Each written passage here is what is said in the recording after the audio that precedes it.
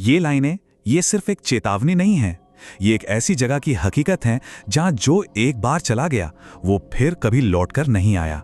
तो कहानी शुरू होती है दिसंबर की एक तूफानी भयानक रात से। एक लड़का है विजय, वो पंबन के सुनसान रेलवे स्टेशन पर अकेला खड़ा है।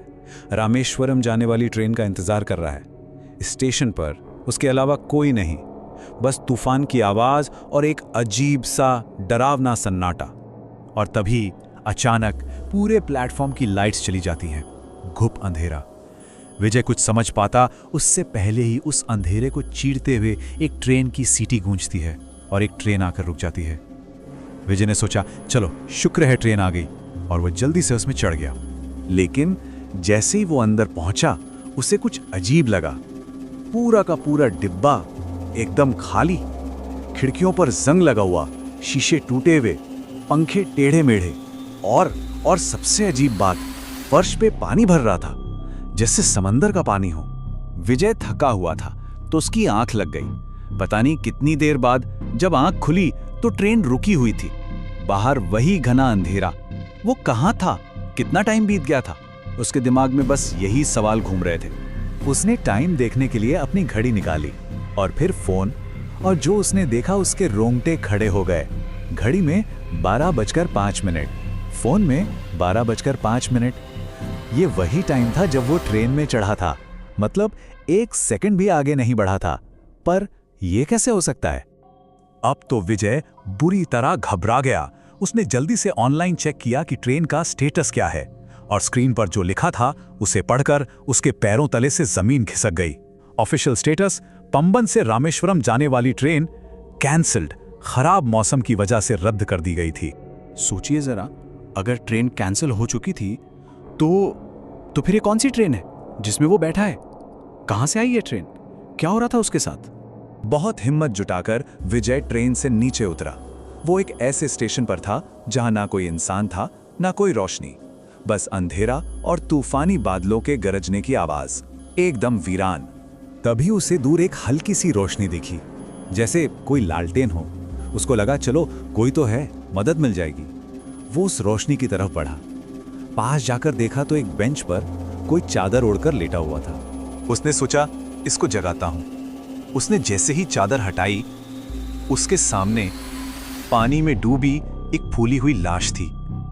उसकी चीख निकलते निकलते रह गई। लेकिन हॉरर अभी शुरू हुआ था। विजय कुछ कर पाता इससे पहले ही वो लाश उठकर बैठ गई और एक अजीब सी आवाज में बोली, कहां जाओगे बाबू? ये कोई सपना नहीं था, ये सच में हो रहा था। विजय पलटकर भागने ही वाला था कि एक बर्फ जैसे ठंडे हाथ ने उसके हाथ को पकड़ लिया। उसने देखा तो एक छोटा सा बच्चा खड़ा था, पूरा पानी में भीगा हुआ, और उसकी आंखों में पुतलियां नहीं थी, बिल्कुल सफेद आंखें। और तभी एक टीटी की सीटी की आवाज आई। अंधेरे से एक साया निकला, एक टीटी का, और उसकी आवाज विजय के कानों में गूंजी, यही है आखिरी मंजिल, यहां से कोई वापस नहीं जाता। अचानक स्टेशन के लाइट्स जलने बुझने लगी, फ्लिकर करने लगी, और उस जलती बुझती रोशनी में विजय ने उस टीटी का चेहरा देखा, बिल्कुल वैसी ही, पानी में फूली हुई लाश जैसा। और तभी स्टेशन के फर्श पर तेजी से रेत और समंदर का पानी भरने लगा। विजय अब अपनी जान बचाने के लिए भाग रहा था। तभी उसकी नजर दूर एक साइन बोर्ड पर पड़ी, जो लाइट के साथ टिमटिमा रहा था। उस बोर्ड पर जंग और काई से ढका हुआ एक नाम लिखा था, धनुषकोडी।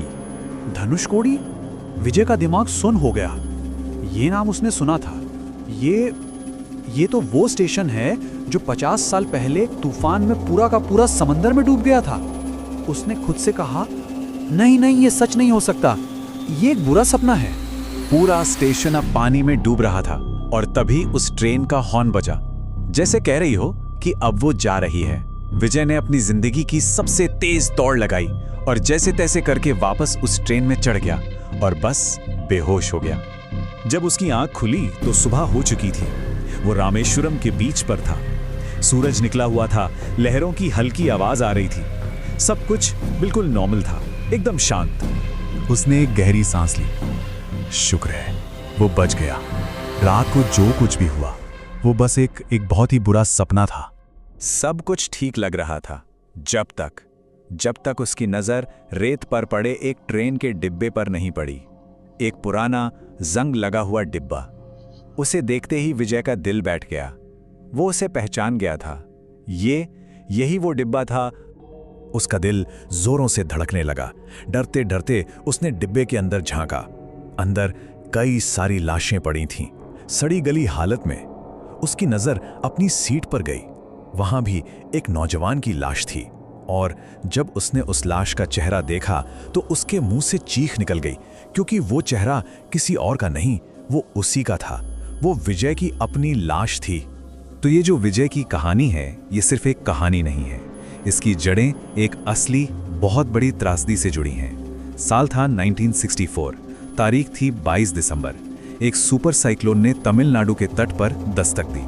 रात के ठीक 11:55 पर ट्रेन नंबर 653 धनुषकोडी स्टेशन पहुंचने ही वाली थी कि समंदर की एक भयानक लहर ने पूरी ट्रेन, पूरा शहर, सब कुछ निगल लिया। उस ट्रेन में जितने लोग थे, उनमें से कोई कभी वापस नहीं लौटा। और कहते हैं कि उस दिन से धनुषकोडी की आत्माएं आज भी उसी स्टेशन पर इंतजार करती हैं, एक ऐसी ट्रेन का जो उन्हें उस तूफान से बचा कर ले जाए।